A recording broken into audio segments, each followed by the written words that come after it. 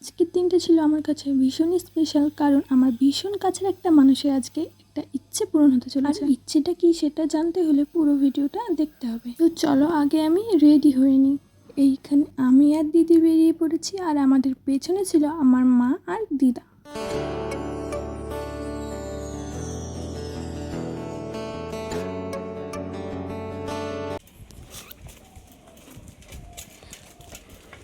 Thank you. পুরানো মাল খেয়ে দিয়ে যখন মানুষের কাজ না থাকে তখন এমন করে বললাম কি একটু বিকালে চল, বিকালে না এই কাক ফাটা রোডেই যাবো, তোর কোনো অসুবিধা থাকে দিয়ে। প্রথমবার আমি পিঙ্ক কালারের জবা ফুল গাছ দেখলাম। এইখান দিয়ে এতবার যাওয়া আসা করি, তবে আমার চোখেই পড়ে না। আমাদের পায়রাডাঙ্গার অবস্থা তো তোমরা সবাই জানো, ভীষণ ভালো অবস্থা। এখানে যাচ্ছি সেখানে টিকিট না কেটে গেলে টিটি আসে, আর টিকিট কেটে গেলে সেদিন আর কোনো দেখা পাওয়া যায় না। আজকেও হয়েছিল। ট্রেনটা চলে গেল এই যে এনাদের জন্য। মা তোমার কি হয়েছে? চটি কি হয়েছে? দেখি দেখি, ভালো কাজে শুভ কাজে যাচ্ছে, প্রথমেই চটি চিড়ে গেছে। কে কিনে দেবে? তুই দিবি তো? মুখ দিয়ে বল হ্যাঁ দিবি। এটা আবার কি বল? আমি মাকে আজকে জুতো কিনে দেবো। আমার কথা আমি বলতে পারবো না। দেখেছিস মার মুখে হাসি, কি নতুন জুতো পাবে।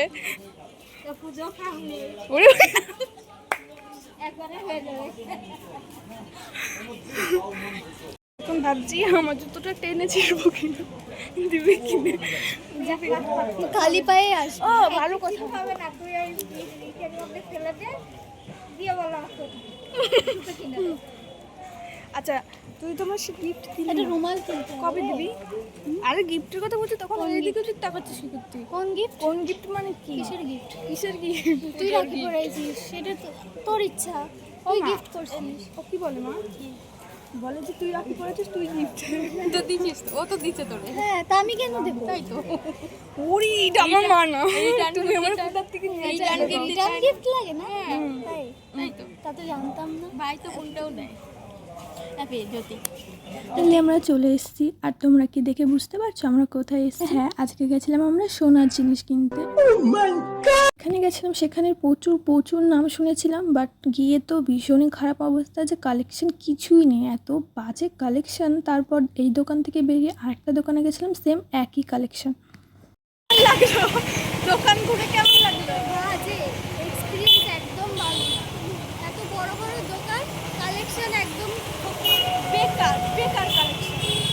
ছোটোবেলা থেকে আমরা 3 বোন অনেক স্ট্রাগল করে বড় হয়েছি। ছোটোবেলায় অনেকেই বলেছে তোরা তো 3 বোন কী আর করবি, কারণ তাদের ঘরে ছেলে ছিল তাই। আমরা মেয়ে হয়ে জন্মেছি, এটা তো আমাদের দোষ হতে পারে না। তখনকার সময় দাঁড়িয়ে অনেকে অনেক খারাপ কথা বলেছিল, আর আমরা কান পেতে শুনেছিলাম। এখন সেই পাড়া প্রতিবেশীরাই এসে বলে তোমার মতো মেয়ে যদি আমার হতো তাহলে সত্যিই ভীষণ ভালো হতো। কারণ যেই ছেলেদের নিয়ে তারা প্রশংসা করতো, বাড়িতে বাড়িতে গিয়ে বলে বেড়াতো, সেই ছেলেরাই তাদের মুখ একদম ডুবিয়ে দিচ্ছে। অনেক কথা বলে ফেললাম, এখন মেন টপিকে আসি। এই একটা কানে আর এই পাশে আরেকটা কানে ছিল, মানে এই দুটো কানের মধ্যে আমার দিদি কনফিউজ ছিল যে কোনটা ও নেবে। এটা ছিল একটু বড়, যেটা ওর মুখের থেকে একটু বেশি বড় বড় লাগছিল, আর পাশেরটা ছিল একদম পারফেক্ট।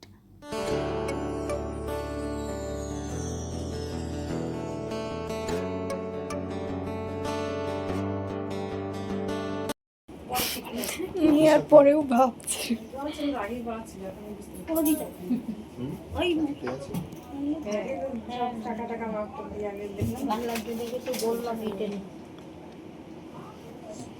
এবার টাকা দে, টাকা